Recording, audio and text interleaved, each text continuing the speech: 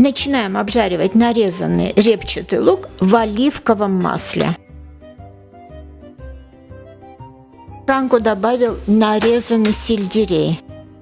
К этому мясу хорошо подойдет высушенная гвоздика. Вот Франко только что добавил. Чуть-чуть посолим. Обязательно нужно взять мягкое мясо без жира. И вот так на большие кусочки нарезаем. К слегка поджаренному луку с приправами добавляем мясо.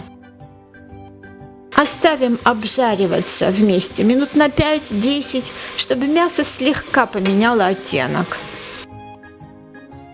Когда мясо слегка обжарилось, Франко добавил красное вино.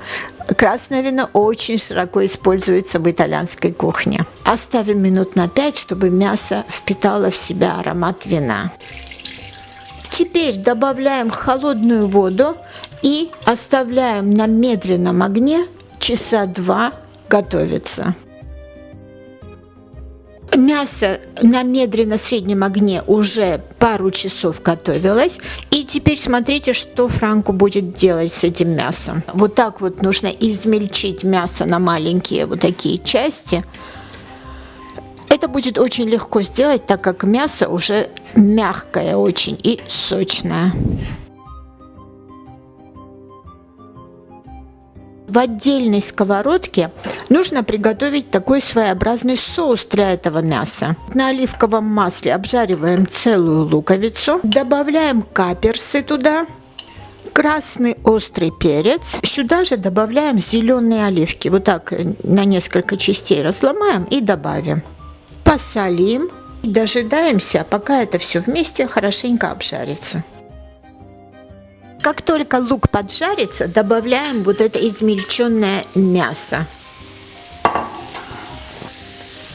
Чуть-чуть сверху еще добавим орегано и бальзамический уксус. Итальянцы обожают бальзамический уксус и широко его используют. Сейчас вот так перемешаем все это. Оставим на пару минут, чтобы этот уксус бальзамический немножечко выпарился. И на этом все.